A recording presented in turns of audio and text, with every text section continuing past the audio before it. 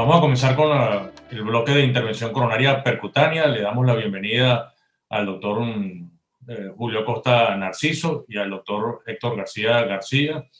El doctor Julio Acosta Narciso es un médico intervencionista, cardiólogo intervencionista, que está actualmente haciendo su práctica profesional en Bahamas y es gran amigo de la Sociedad de Cardiología, hijo del doctor Julio Acosta, es presidente de la Sociedad de Cardiología. Y el doctor Héctor García García es un invitado de excepción, es un médico mexicano de nación, médico americano de ejercicio, es profesor de medicina en la Universidad de Georgetown en Washington, es un extraordinario médico intervencionista con una gran fama mundial, actualmente es uno de los líderes de imagenología intracoronaria, tiene una excelente línea de Twitter desde el punto de vista educativo. Yo soy de alguna manera un fan del doctor García en Twitter, lo sigo con mucha asiduidad para aprender de sus lecciones, así que bienvenido al doctor García. Vamos a comenzar con la primera exposición que me corresponde en esta ocasión a mí, para no enumerar todos los trabajos con ticagrelor que fueron presentados en este año entre la reunión del American College y el American Heart. Lo denominé simplemente la saga del ticagrelor y vamos a tratar de demostrar una nueva tendencia en la modulación de la terapia antiplaquetaria en el contexto de la enfermedad coronaria, que está basada en muy buena y muy sólida evidencia reciente. Si ustedes recuerdan, muchos de ustedes estaban presentes en este escenario en Barcelona en el 2006, en el contexto del Congreso Europeo de Cardiología, que en ese momento también era un mundial de cardiología. El doctor Kamen-Zinn, un excelente profesor y muy acucioso profesor suizo, hizo una presentación que sacudió los escenarios en ese momento y mostró evidencia sólida según sus investigaciones en un metaanálisis y en los resultados del estudio Basket Lake sobre la peligrosidad, si se quiere, del uso de stent medicados, porque identificó una clara tendencia a la trombosis tardía o la trombosis muy tardía relacionada directamente con un aumento de la mortalidad. Eso produjo un sacudón en todo el mundo intervencionista y, si se quiere, después de esa intervención, yo recuerdo estar leyendo en la mañana el periódico el reporte que hacía el Congreso Europeo de Cardiología con la cara de Kamen-Zinn y lo que había acabado de presentar y quedar estupefacto. Y de allí en adelante, en realidad, disminuyó incluso de manera significativa a nivel mundial el uso de stent medicados y se prolongó de por vida el uso de terapia antiplaquetaria dual por el temor que tener que lidiar con la trombosis tardía. Por esa razón que lo tomé directamente del internet para recordar que esta fue la intervención del doctor Kamen-Zinn y este fue el metaanálisis que se presentó en ese escenario, por lo que en este momento tiene mucho sentido ahora, años después, que demostramos que es lo contrario, que los stent medicados son incluso más seguros que los stent desnudos, que la mejoría en las plataformas de los stent, en la mejoría en las drogas, en la mejoría en los biopolímeros, aumentó la seguridad de estos medicamentos y prácticamente el stent sin droga quedó en desuso y es de uso obligatorio. Prácticamente no queda en el mundo ninguna indicación para el uso de stent desnudo y ahora utilizamos solo stent medicados, por lo que ahora estamos lidiando con las consecuencias de prolongar inexorablemente el uso de terapia antiplaquetaria más allá del año, más allá de los 6 meses, más allá de los 9 meses, y estamos buscando formas de acortar el tiempo de terapia para entonces dejar de lidiar con una complicación nueva, que es la aparición de complicaciones hemorrágicas. El estudio TICO, presentado en el contexto del American College virtual de 2020, presentado por un grupo de Corea del Sur, el doctor Yang presentó este estudio, cuyo NACE, o objetivo primario, es un NACE, que es el efecto adverso neto a los 12 meses, y es la suma de los sangramientos TIMI mayores más la suma de los adversos mayores cardíacos y cerebrovasculares en un seguimiento a 12 meses. Esto fue un estudio exclusivamente de síndromes coronarios agudos, 100% pacientes en el contexto de síndromes coronarios agudos con y sin elevación del ST, los pacientes fueron tratados con terapia antiplaquetaria dual que constituía ticagrelor y aspirina por 3 meses, y luego de los 3 meses una cohorte siguió con terapia dual y la otra siguió simplemente con ticagrelor, y tuvimos resultados muy contundentes favoreciendo al uso solo del ticagrelor.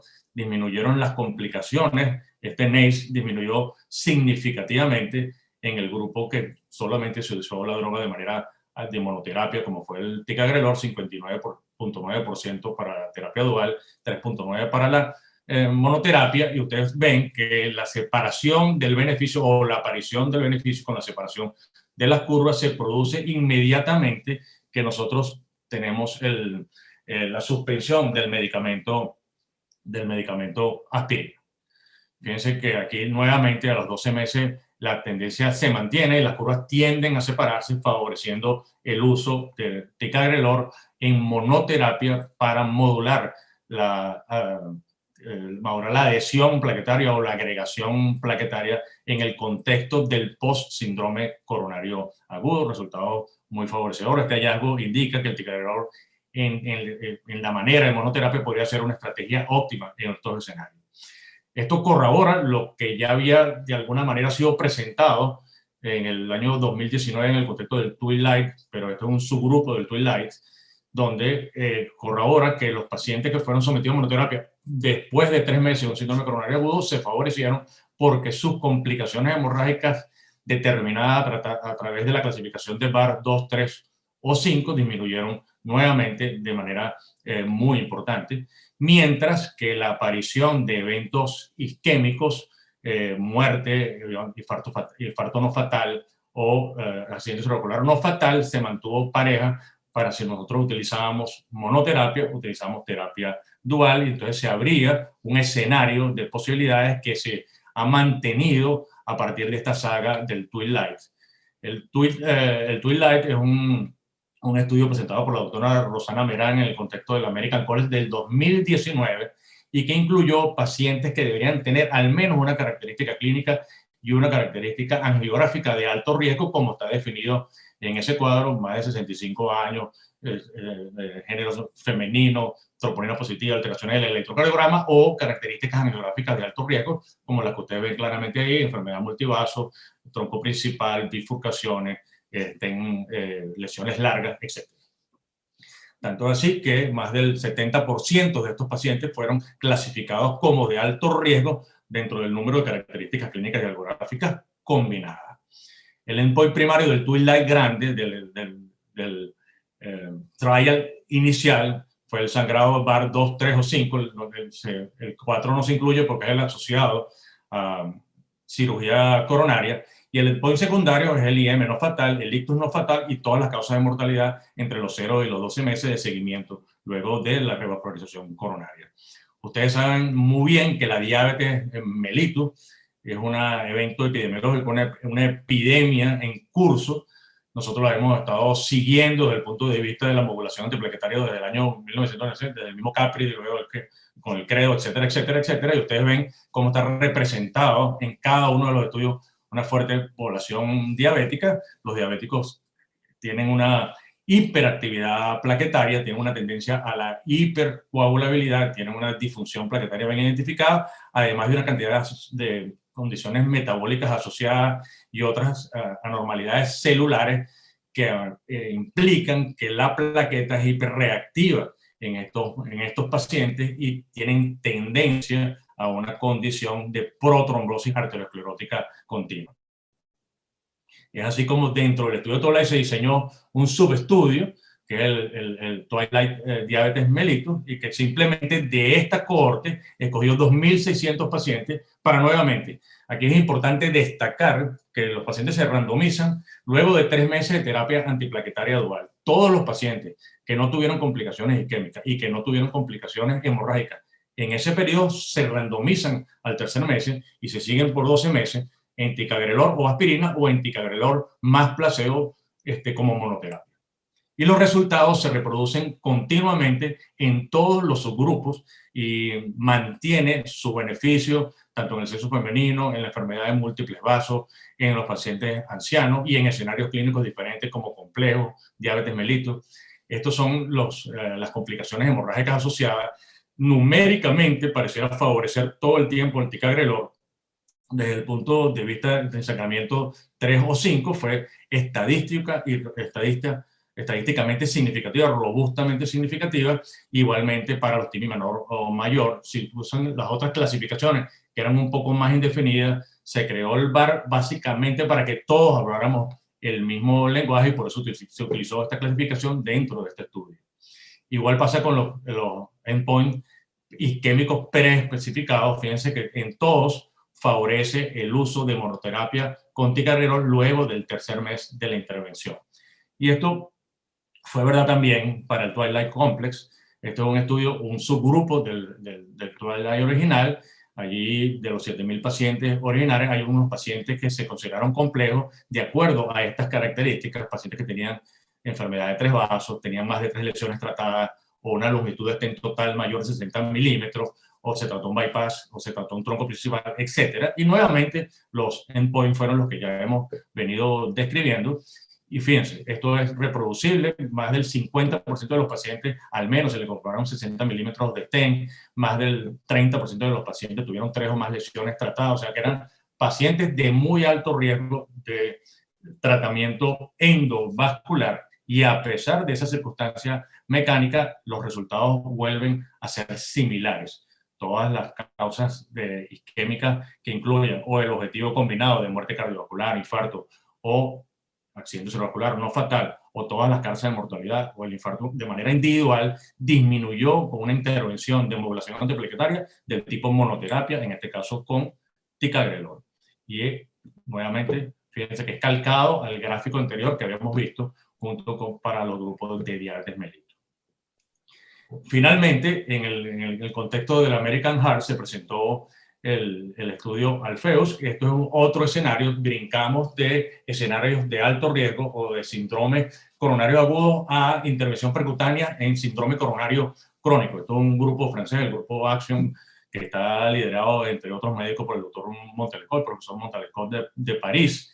Y estos fueron pacientes entre los que se quería demostrar que la intervención con un antiplaquetario más potente como el ticagrelor podía contener la aparición de infarto de miocardio o de injuria miocárdica relacionado a los procedimientos. Se hizo una intervención coronaria electiva, se midieron los biomarcadores de injuria cardíaco y finalmente se demostró que no hubo ninguna diferencia en que en este caso utilizáramos ticagrelor o utilizáramos clopidogrel, por lo que pareciera que aumentar la potencia del antiplaquetario en un escenario de síndrome coronario crónico e intervención percutánea coronaria simple no pareciera obtener beneficio por esa intervención. Estos fueron los resultados del objetivo primario. No hubo mayor diferencia a la que veníamos viniendo en la saga previa de síndrome coronario agudo o de intervención percutánea en pacientes complejos como los diabéticos o los pacientes de múltiples vasos. La conclusión es que el ticagrelor usado por 30 días no pareciera haberse traducido en una protección adicional de la injuria miocárdica relacionada a las intervenciones percutáneas. Por lo que, como mensaje para llevar, yo diría que las evidencias son cada vez mayores y sólidas con respecto a la posibilidad de acortar los tiempos de terapia antiplaquetaria dual a 1, a 3, a 6 o a 9 meses post intervención coronaria percutánea y de cambiarnos a monoterapia antiplaquetaria por agentes más potentes. La decisión de la prescripción será basada en adelante en las características y en las demandas clínicas de los pacientes y cada vez menos dependiente del uso de las prótesis o de stent, porque gracias a Dios en este momento estamos manejando stent desde un muy alto perfil tecnológico. Muchas gracias. Buenas tardes a todos y muchas gracias a la Sociedad Venezolana de Cardiología por su gentil invitación a participar de esta actividad. Me complace mucho estar compartiendo con viejos amigos, buenos amigos. Entrando en tema, la terapia antiplaquetaria dual sin duda ha sido piedra angular en el desarrollo del intervencionismo coronario, porque nos permite prevenir complicaciones isquémicas. Pero a lo largo de estos últimos 30 años hemos aprendido cosas importantes. Una de ellas es que el estímulo trombótico es especialmente intenso después, en ese primer mes después de la intervención coronaria, bien sea por la presencia del stent mismo o la presencia o la exposición del núcleo de esa placa que estamos tratando. Por lo tanto, utilizar drogas antiplaquetarias más potentes nos ha producido mejores resultados en prevención de complicaciones isquémicas en ese primer periodo después de la intervención. Hemos aprendido también que al pasar ese periodo, ese mes, el uso de estas terapias potentes puede aumentar la aparición de complicaciones hemorrágicas también. Y hemos aprendido también que estas complicaciones hemorrágicas no son inocuas y que tienen un impacto importante en la evolución y el pronóstico de los pacientes. Por lo tanto, es sumamente importante prevenir complicaciones hemorrágicas, ¿no? Es decir, que mantener un balance entre los beneficios de la potencia de los nuevos agentes antiplaquetarios, pero utilizarlos de manera de que podamos evitar la aparición de complicaciones hemorrágicas, es hacia donde se está trasladando la terapia antiplaquetaria dual. Se ha acuñado el término desescalada para describir la modificación de esa terapia antiplaquetaria dual buscando la manera de mantener el beneficio pero evitar hemorragias.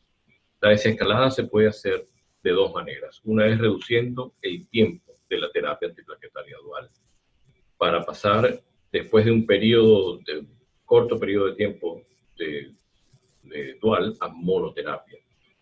La mayoría de los estudios importantes presentados este año en ese sentido fueron hechos con ticagrelor y fueron ya mencionados por José Miguel Torres en su charla. Pero fue presentado en noviembre del mes pasado en la reunión de la American Heart Association, el One Month DAPT. Es un estudio que buscó evaluar la seguridad y eficacia de la terapia antiplaquetaria dual corta durante apenas un mes con la mayoría de los pacientes con clopidogrel y por supuesto aspirina, comparado con 6 meses, con la terapia convencional de 6 a 12 meses en pacientes sometidos a intervención coronaria por enfermedad estable o inestable. La mayoría de los casos de angina inestable. Fueron dos estudios, dos grupos, el primero uno de 1.507 pacientes que recibieron un mes de terapia antiplaquetaria dual y después continuaron con monoterapia. Pero un punto importante es que esa monoterapia fue hecha con aspirina únicamente. Y ese grupo recibió este medicado libre de polímero, el BioFreedom. Eso fue comparado con un grupo de 1.513 pacientes que recibieron la terapia convencional de 6 a 12 meses, después de un stent medicado de polímero duradero o un stent se excluyeron los pacientes con infarto, lesiones complejas, shock cardiogénico o resucitación cardiopulmonar y se evaluó el punto combinado de muerte, infarto, revascularización del vaso tratado, ACV y sangrados mayores a los 12 meses. Como ven en la gráfica, a los 12 meses no hubo diferencia entre ambos grupos. Y cuando se analizan por separado los eventos isquémicos y los eventos hemorrágicos, tampoco se demostró ninguna diferencia entre ambos grupos. Por lo tanto, este estudio concluye que la terapia antiplaquetaria dual por un mes, continuado con monoterapia, con aspirina, no fue inferior a la terapia antiplaquetaria dual por 6 o 12 meses. Sin embargo, hay que hacer algunas observaciones muy pertinentes en relación a este estudio. En primer lugar, el stent recibido o implantado en ambos grupos no fue el mismo.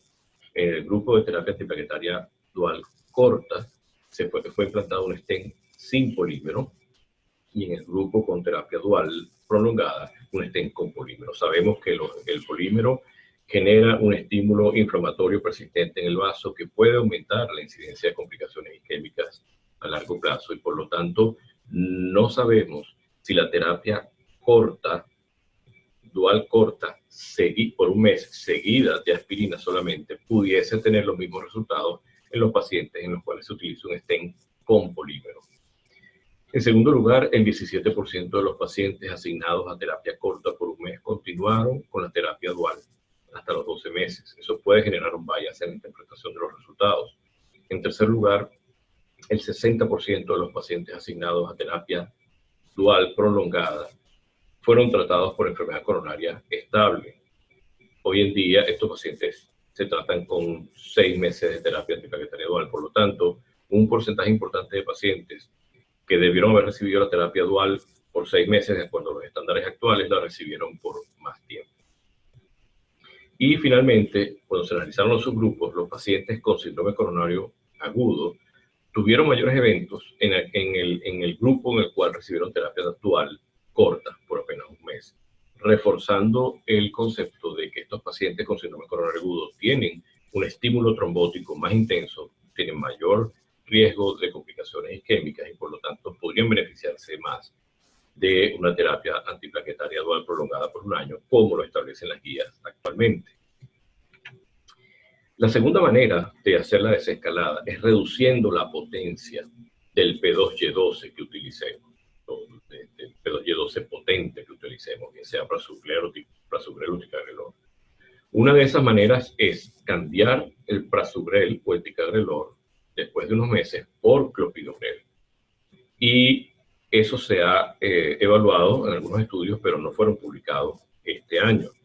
Lo que sí se publicó este año es reducir la dosis de prasugrel, y eso se probó en el estudio Host Reduced Polytech ACS, presentado en la reunión de la Sociedad Europea de Cardiología en agosto, que evaluó la seguridad y eficacia de media dosis de prasugrel comparada con dosis completa. Fue un estudio hecho en Corea del Sur con más de 2.300 pacientes con síndrome coronario agudo, que fueron todos a intervención coronaria.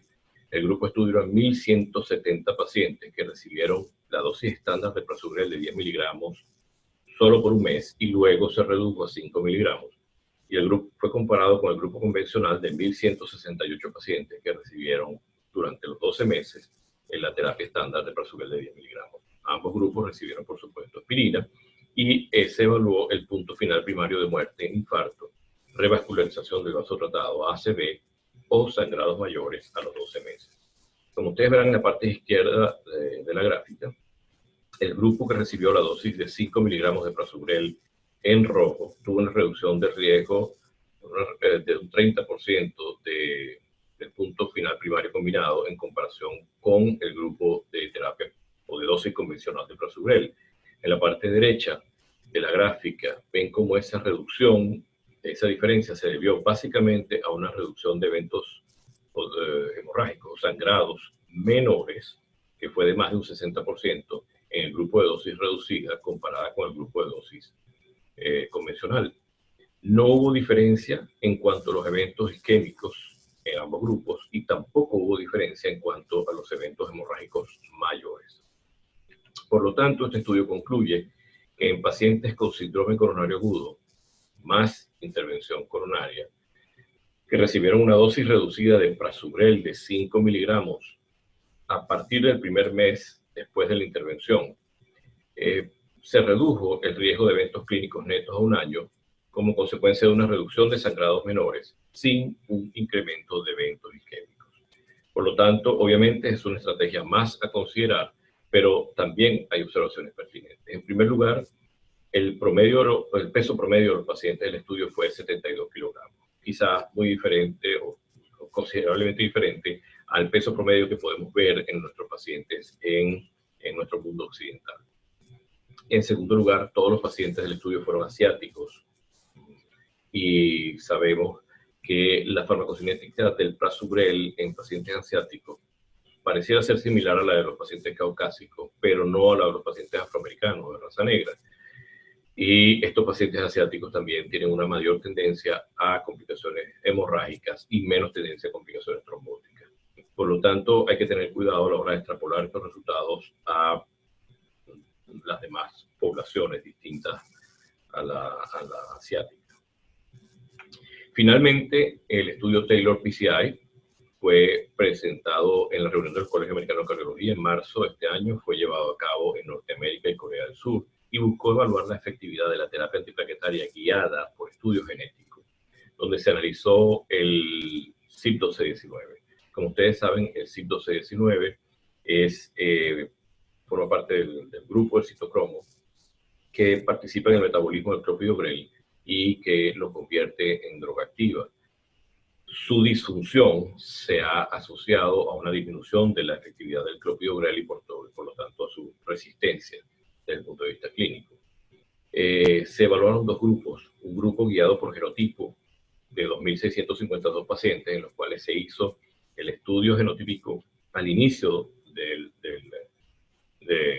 inmediatamente después de la intervención coronaria, y a los pacientes portadores del CYP12D19 disfuncional se les indicó ticagrelor, y a los que no, a los que tenían su CYP12D19 funcional, se les indicó clopidogrel. Eso fue comparado con el grupo de estrategia convencional de 2.650 pacientes, en el cual todos recibieron clopidogrel y se le hizo el estudio genotípico al final de genotipo, al final del seguimiento a los 12 meses. Para la presentación de este estudio fue considerado, el análisis primario fue hecho con los pacientes en los cuales se detectó, se comprobó CYP12D19 disfuncional, que fue constituido por 913 pacientes en el grupo guiado por genotipo, por lo tanto todos habían recibido ticagrelor, y 946 pacientes en el grupo de la estrategia convencional, que habían recibido todos clopidogrel en este caso. Se evaluó el seguimiento a 12 meses de muerte, infarto, trombosis del stent, ACV e isquemia recurrente. Al año, si bien el grupo guiado por genotipo tuvo una tendencia a menos eventos isquémicos, pues esta diferencia no alcanzó la significancia desde el punto de vista estadístico, y tampoco hubo diferencias en cuanto a la presencia o las complicaciones hemorrágicas. Por lo tanto, el estudio concluye que en pacientes sometidos a intervención coronaria por enfermedad estable o inestable, una estrategia de terapia antiplaquetaria guiada por el genotipo no mostró beneficio comparado con una terapia estándar de clopidogrel en cuanto a eventos cardiovasculares mayores.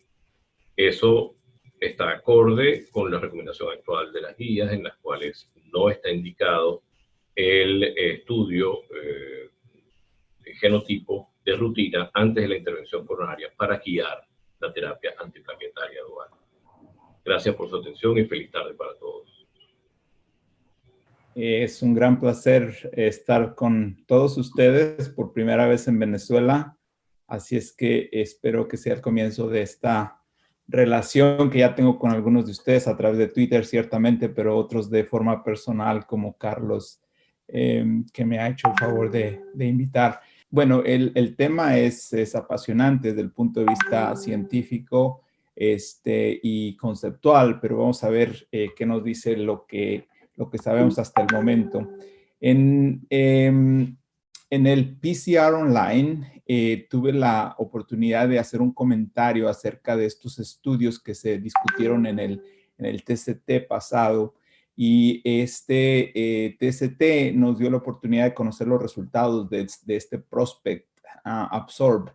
Y el comentario básicamente primero nos da una revisión general de dónde estamos en relación a la identificación de estas placas de alto riesgo. Esta diapositiva muestra esto. ¿Cuáles son esas placas? Primero, son tres características las que las definen, y esto está basado en la evidencia que conocemos. Primero, estas placas tienen una carga de placa de más del 70%. Esta es la característica 1. Y pues para ejemplificar esto, usé este ultrasonido intracoronario. Aquí vemos en verde, azul, verde, no sé cómo se ven sus pantallas. El lumen está con este color, y luego tenemos en amarillo lo que sería la placa. Esta placa, esta carga de placa, si es más del 70% que ocupa de este círculo, pues eso es más del 90%. Esta carga de placa de más del 70% ha sido identificada en varios estudios como un predictor de eventos en el seguimiento. Esto lo observamos en el Prospect, en el Ateroremo IBUS, en el VIVA, en el Lipid Rich Plaque Study y en el Prospect 2, que también se presentó en el TCT. La segunda característica que conocemos de estas placas de alto riesgo que se asocian a eventos es que tienen alto contenido lipídico, y esa es la característica L2 que le llamo aquí. estudio Prospect original y el Ateroremo IBUS y el VIVA usaron esa tecnología que se llama histología virtual para identificar esas placas cargadas de lípido. Y en este estudio en particular, en estos estudios, se identificó que esta carga de lípido pues también era pronóstico de eventos en el seguimiento. Ahora, el estudio IBIS-3 que publicamos hace unos años, el Ateroremo, que también es de nuestro grupo, y el Lipid-Rich que publicamos el año pasado en el Lancet, junto con el recién presentado Prospect 2 en el TCT, también nos indica lo mismo, que el lípido, la carga de lípido identificada en este caso por la espectroscopía infrarroja, como se muestra aquí en esta imagen, esta mancha amarilla, también se asocia a eventos en el seguimiento. En el TCT también tuve la oportunidad de participar en este estudio, el Combine, donde identificamos estas placas cargadas de lípido por tomografía de coherencia óptica. Y en el Combine observamos en estos pacientes, que todos eran diabéticos, que aquellos que tenían esta característica, pues también presentaban muchos eventos en el seguimiento. La última característica tenemos aquí es el área luminal. La tercera, y aquí lo que se mide es nada más el lumen, no se toma en cuenta la carga de placas, solo el lumen, y cuando es menor de 4 milímetros cuadrados, aquí esto se asocia a eventos también, y esto se ha observado en estos estudios enlistados aquí. Es decir, que cuando se obtiene esta identificación y se observa alguna de estas características de manera individual, son predictores independientes de eventos, pero cuando se asocian las tres juntas, hay esta sinergia, esta combinación de riesgo, y hace que se incrementen los infartos agudos del miocardio, muerte cardiovascular, angina, la presentación de angina o la hospitalización por angina, y también estos eventos de revascularización. Este es uno de los ejemplos que mostramos en nuestro estudio en el Lipid-Rich Plaque, y lo traigo a colación porque nos da buena entrada para lo que es el Prospect Absorb, que es el estudio que estamos discutiendo en esta charla. Vemos aquí en esta publicación de Lancet que caracterizamos a los pacientes con esta técnica de ultrasonido que combina la imagen de escala de grises, como vemos aquí en estas imágenes arriba de la diapositiva, con la espectroscopía que se muestra aquí abajo a la izquierda. Y vemos otra vez estas áreas amarillas que nos indican dónde está el contenido del lípido. Este segmento aquí demarcado por estas líneas azules es lo que se muestra aquí en esto que se llama chemogram. Chemogram, no sé si quemograma sería en español, creo que suena raro. Pero bueno, la cuestión es que cuando este paciente se estudia en el momento inicial del estudio y luego se le sigue en el tiempo, aquí tenemos cómo el paciente regresa con esta complicación que es de un síndrome coronario agudo en el área donde estaban esta carga lipídica. Y ahí es donde este estudio demuestra que estas placas, independientemente de la carga carga de placa en la pared del vaso, que era muy poquita. Vean aquí que apenas y casi se ve, solo aquí en esta placa se ve un poquito más, pero lo que importó más en este estudio es la carga del colesterol que estaba presente. Entonces, ¿cuál es el concepto que trata de evaluar el Prospect Absorb? El concepto lo ilustraron muy bien, por eso quería usarla en esta presentación, porque se trata de identificar estas placas cargadas de lípido, cargadas de placa, y que tienen potencialmente una capa fina fibrótica aquí superimpuesta. La idea es que si a estas placas se les pone un dispositivo, en este caso absorbible, el Absorb en aquel momento, el Absorb generaría una cicatrización encima de estas placas y engrosaría esa capa fina fibrótica y evitaría la ruptura, como se ilustra aquí, la ruptura y la complicación trombótica de estos casos. Esto es lo que es digamos, el concepto que se exploró, y esta observación la hicimos nosotros en 2012, publicamos en el Journal de Aterosclerosis, que efectivamente eso es lo que pasa cuando pones tú un Absorb encima de estas placas. Aquí vemos el grosor de la capa fibrótica que está presente aquí. Este es el Absorb recién implantado, y vimos a los 6 meses cómo se empieza a engrosar, y a los 24 meses está muy bien engrosado. Para aquellos más interesados en las cuestiones de la técnica de imagen, vemos esta calcificación aquí que nos ayuda a identificar que efectivamente nos estamos refiriendo al mismo segmento en ese vaso coronario. El Prospect Absorb formaba parte de este estudio más grande, el Prospect 2, que estudió 902 pacientes y después de que se incluyeron estos pacientes, se buscaba alguno de estos segmentos coronarios con una placa de más de 65% de carga de placa.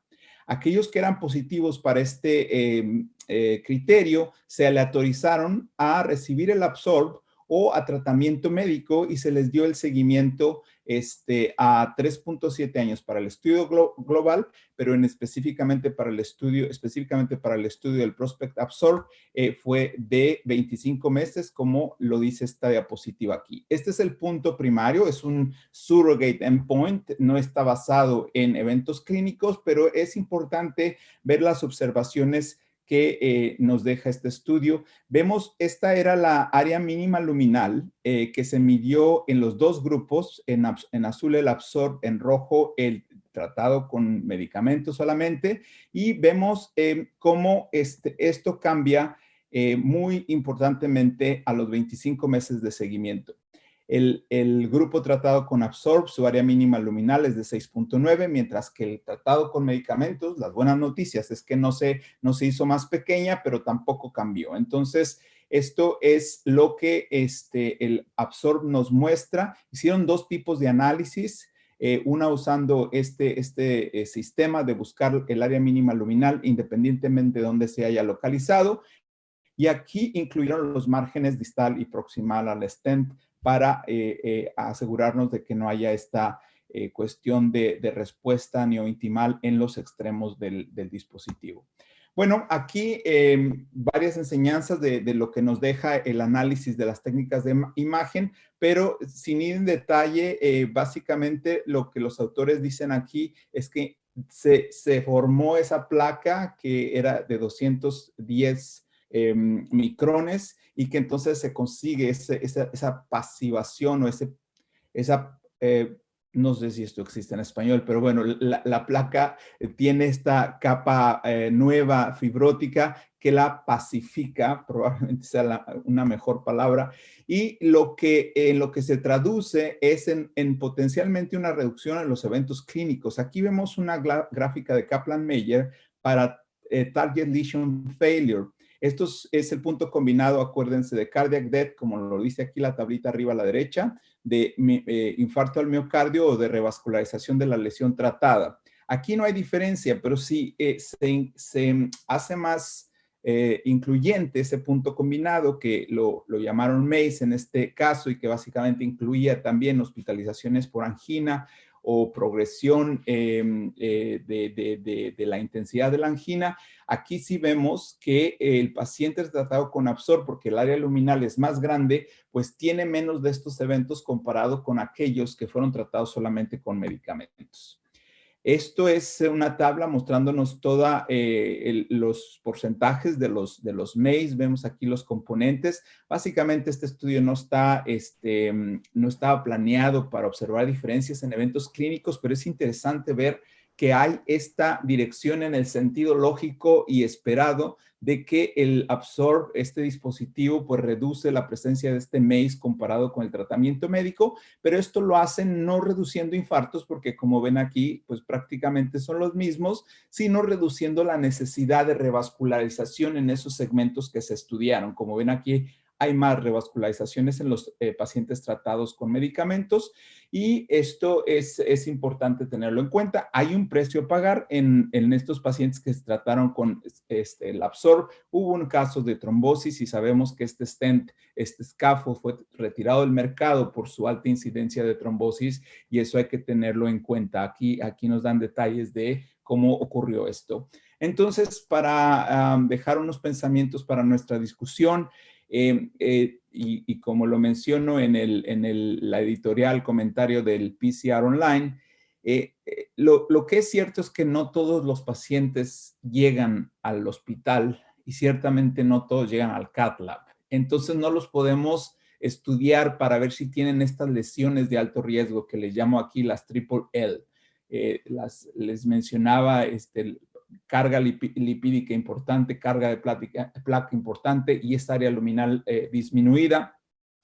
Pero si no lo podemos hacer en el Cath Lab, existen alternativas como la angiotomografía que nos puede ayudar de manera no invasiva a detectar estas mismas características. Y esa es una invitación a que pensemos más como cardiólogos en hacer este screening probablemente no invasivos, porque como lo menciono, no todos los pacientes llegan a la sala de cateterismo. Y bueno, los que llegan, tenemos la otra limitante del costo de estas técnicas de imagen, y pues esto no está pagado por las aseguradoras en muchos de los casos, y lo que hay que hacer es usarlos de manera racional, y probablemente no sería para hacer un screening de este tipo de pacientes. Muchas veces, como en territorios asiáticos y también en algunas regiones aquí en Estados Unidos, sí hay reembolsos, sí hay pago de estas aseguradoras, de estas técnicas, pero el otro problema que tenemos es que nosotros, cardiólogos intervencionistas, no muchos fuimos entrenados en centros donde la imagen intracoronaria es usada de manera rutinaria, o si lo es, tampoco fuimos enseñados en cómo leerla y cómo aplicarla clínicamente, ¿no? Entonces, allí es otro de los aspectos que tenemos que mejorar. Y finalmente, algo que sí quiero dejar en claro, este estudio, el Prospect Absorb, no es concluyente, no es para cambiar las guías ni tampoco nuestra práctica diaria. El día de hoy, este tipo de pacientes con estas lesiones deben de seguir siendo tratados con tratamiento médico, probablemente intensificado y con un estricto control, y seguiremos en la búsqueda de esa alternativa de dispositivo, si es que el tratamiento local puede llegar a ser una alternativa en un estudio futuro. Muchas gracias por su atención.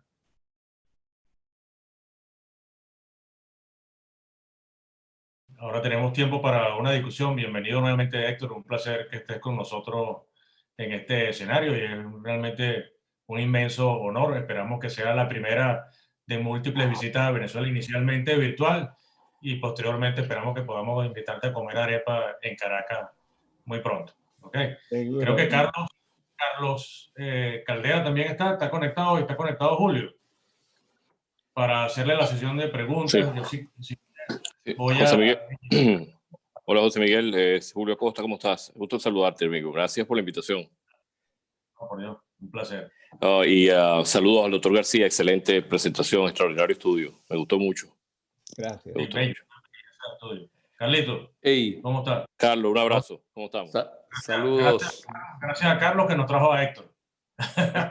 Ahora tenemos que preservarlo. No sé, voy a atreverme a iniciar con una pregunta y quisiera que Carlos preguntara y quisiera que Julio también. Pero en el caso, en este estudio particular, hay dos cosas que son muy, muy relevantes. Después del estudio, hay varios estudios, pero el COMPLETE, que autorizó que nosotros en el contexto de un STEMI completemos la revascularización de acuerdo a que la geografía sea significativa o que la evaluación funcional de una lesión no culpable sea significativa. Nosotros ahora, como intervencionistas, estamos autorizados y quizás obligados a completar la revascularización. Este estudio tiene dos cosas interesantes. Una es que abre una ventana de hasta cuánto sería inteligente no solo tratar lesiones no culpables significativas, sino lesiones no significativas que acompañen a la enfermedad arteriosclerótica, y además tratarla con una tecnología que en este caso fracasó. Yo no creo que por la tecnología en sí mismo, sino por la forma en que nosotros lo aplicamos.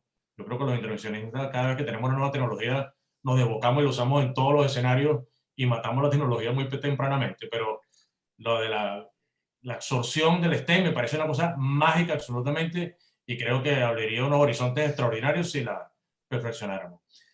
¿Usted cree que la tecnología de STEMI absorbible y la posibilidad de la pasivización de placa, estamos haciendo un anglicismo que no sabemos si es cierto, pues, pero esta pacificación de placa, a mí me parece que tiene mucho sentido si logramos identificar con precisión placas vulnerables realmente? Quisiera saber su opinión personal o tu opinión personal, Héctor. Sí, muchas gracias. Sí, por supuesto, háblame de tú. Es un placer formar parte de esta mesa de discusión también, porque nos da la oportunidad de aclarar puntos que a lo mejor no dejamos bien. Mira, el gran problema es, aparte de los que ya mencioné en la última diapositiva, es que estas técnicas de imagen en todos los estudios, creo que en la primera diapositiva mostré 10 estudios diferentes, no llegamos a completar el scanning o la imagen de todo el árbol coronario. O sea, humanamente a veces no se puede ir más allá con el catéter de OCT ni con el catéter de IBUS. Entonces, el screening de estos pacientes es muy primitivo y seguirá siendo de manera intravascular porque los dispositivos que tenemos no nos lo permiten.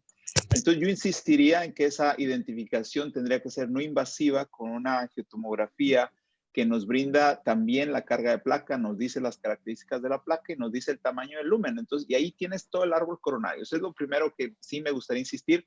Soy un apasionado de la angiotomografía. Nadie sabe más la anatomía coronaria que nosotros, nadie. Los cardiólogos intervencionistas deberían de ser los únicos encargados de la angiotomografía, porque nadie la conoce mejor que nosotros. La conocemos por fuera y por dentro. Así es que eso que quede claro. Y luego, es muy difícil pretender que podemos pasivar todo el árbol coronario, porque el número de placas que se encuentran aquí son numerosas y entonces es poco... Y es poco intuitivo querer ahora sí que apagar todos estos fuegos con diferentes dispositivos y no pagar un precio muy alto, no solo el momento que lo implantas, porque alguien lo tiene que pagar, pero sino también por estas complicaciones relacionadas a esos dispositivos que no son perfectos y que no tenemos ninguno que sea perfecto. Entonces esos son los retos y no me quiero expandir más, pero dejar estos dos puntos ahí para responder un poco tu pregunta. Carlos, Julio, ¿tienes alguna pregunta particular? Sí, yo quiero pues hacer un pequeño comentario y es eso, que muchas veces nos enfrentamos a este tema de poder, de nosotros pasar de una lesión que angiográficamente vemos severa, y eso es lo que tratamos, a una lesión que independientemente cómo la veamos angiográficamente, pero que funcionalmente la podemos evaluar si es significativo o no para tratar a un paciente, a una lesión que a lo mejor ni vemos, pero que es la que te puede matar. O sea, a lo mejor no la estamos ni viendo en el luminograma de un cateterismo o incluso de una angiotomografía, ¿no? Entonces, y esa es la que potencialmente te puede matar. Y estuviste a milímetros con un catéter dentro de la coronaria resolviendo una lesión en la descendente anterior y resulta que tenías ahí a 3 milímetros de tu catéter otra lesión que era la que potencialmente te iba a matar dentro de 6 meses o 3 meses, ¿no? Entonces, la posibilidad de que nosotros podamos hacer algo para frenar esto, definitivamente es muy atractivo. Es una cosa increíblemente atractiva, ¿no? Y sé, Héctor, que has estado trabajando mucho con el tema digamos, del FFR evaluado a través de angiotomografía. Sé que has estado metido en eso y me gustaría que nos comentaras en dónde estamos en este momento con esta tecnología en términos de validación de las terapias. Y segundo, si piensas que con estas terapias también vamos a hacer, porque acuérdate que esto es angiotomografía FFR, o sea, al final viene siendo diámetro del vaso. Pero ¿dónde estamos con identificación de placas vulnerables con estas tecnologías no invasivas?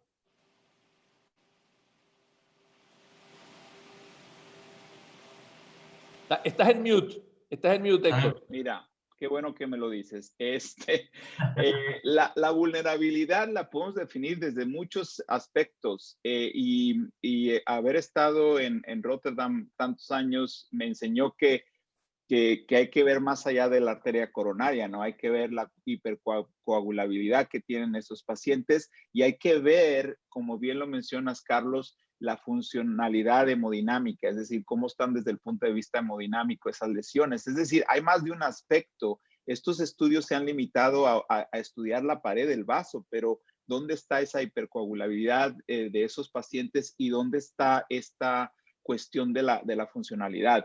Y mira, esta mañana tuve la oportunidad de estar en la reunión con la FDA para aprobar el QFR, que son estas mediciones angiográficas para derivar la FFR.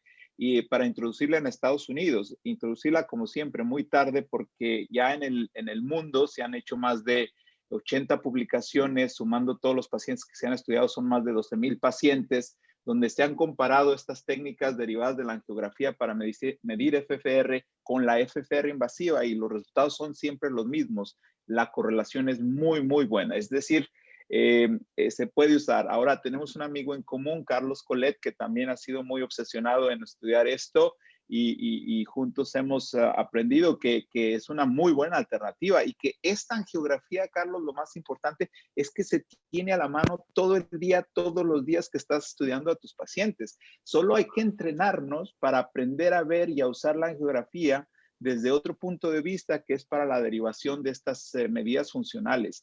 Y están estos estudios que nos van a decir la respuesta final comparando la QFR contra la FFR invasiva, que habrá que esperar los resultados. Pero el día de hoy te puedes ir basado en estos 12,000 pacientes, que las mediciones son muy, muy parecidas. Y que si tienen la oportunidad, entrénense, que no cuesta nada. Es un curso importante porque hay que saber aprender a usar el software, pero que se puede usar y echar a la mano en estos pacientes.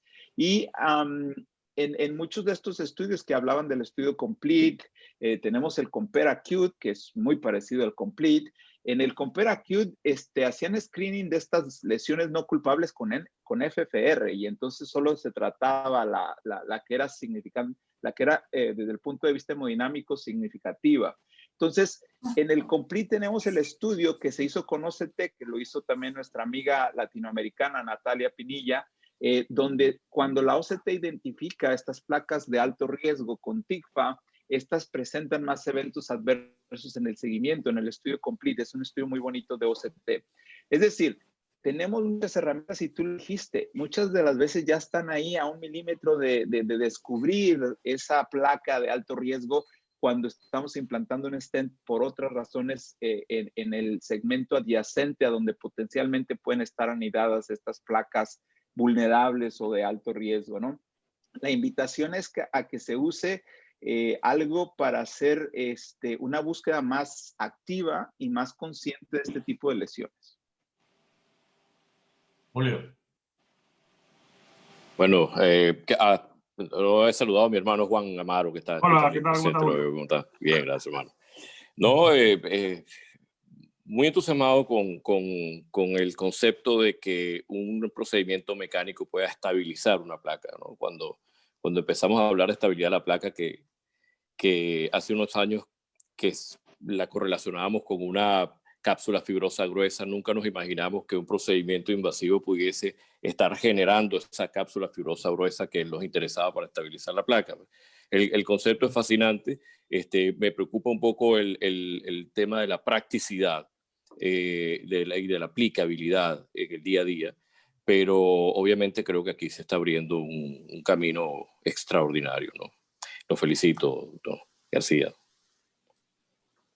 Doctor Héctor, ¿qué piensas tú de estos esquemas a propósito de la tecnología, de la nueva tecnología de estos esquemas cortos de terapia antiplaquetaria? Pasamos de terapia durante plaquetaria para toda la vida a arriesgarnos a 3 meses, a 1 mes. ¿Qué piensas? ¿Cuál es la realidad de esta propuesta y su utilidad? Sí, mira, José Miguel, también cuando estuve en Rotterdam, tuve la oportunidad de diseñar junto con mis colegas el Global Leaders, que básicamente es otro estudio que tenía la misma pregunta: si la monoterapia con ticagrelor puede ser suficiente a esta modalidad dual de antiplaquetarios.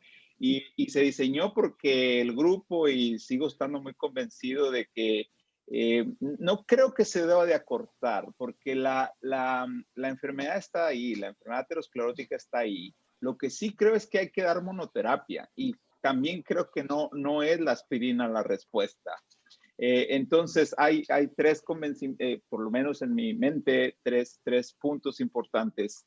Sí hay que dejarle siempre antiplaquetario. Mi padre tiene antiplaquetario, y si lo hago con mi familia, yo creo que los pacientes lo tendrán que recibir. Yo creo que no, la respuesta no es acortar. Yo creo que es acortar la modalidad dual. pero yo creo que el que se debe de dejar es la monoterapia con uno potente, y ahí sí la discusión habría que hacerla entre prasugrel y ticagrelor. Y yo creo que la enfermedad está ahí y está latente, y yo no quisiera ver una complicación en una gente cercana por no haberle dejado estos medicamentos que lo pueden prevenir, ¿no? No sé si Carlos quería preguntar algo, tiene el teléfono enfrente de la pantalla, pero no sé. Sí, no, la pregunta que yo hacía yo era, en la angioTAP, ¿cuáles serían esos tips de las características de la placa que te dicen que son vulnerables con respecto a la placa no vulnerable, pero por angioTAP? Sí, mira, tuve el placer de contestar aquí también por el chat, así es que leeré mi respuesta que puse ahí para todos. Entonces, si alguien no me entiende aquí verbalmente, también se los escribí. Mira, la carga de placa sigue siendo la misma, 70%. Y ahora tengo el placer de trabajar con un grupo brasileño y argentino, hay que jalar para Latinoamérica, y estamos haciendo detección de estas placas en la angiotomografía con machine learning, con inteligencia artificial. Entonces, esto va a ser muy automático y muy eficiente. Entonces, ya no va a depender de ese radiólogo, de ese cardiólogo o de quien sea esté leyendo la angiotomografía. Entonces, la carga de placa igual, 70%. Luego, se analizan las Hounsfield Units, que son estos píxeles dentro de la placa, y aquellos que son de baja Hounsfield Unit, densidad, en este caso, menor de 30 es lo que se ha propuesto, y hay estudios de seguimiento a largo plazo que estos son equivalentes, yo lo quiero dejar así entre comillas, a la presencia del lípido. Y luego estas placas por angiotomografía es muy fácil evaluar el remodelamiento positivo también, y hace una de las características muy consistentes que se ha observado en angiotomografía, el remodelamiento positivo. Y luego describen algo de lo que estoy un poco menos convencido, pero lo puse ahí en mi respuesta porque eso es lo que está publicado, que es lo que le llaman spotty calcification, estas microcalcificaciones que se ven en las placas. Entonces esas 4 características son las que en angiotomografía equivaldrían a esto.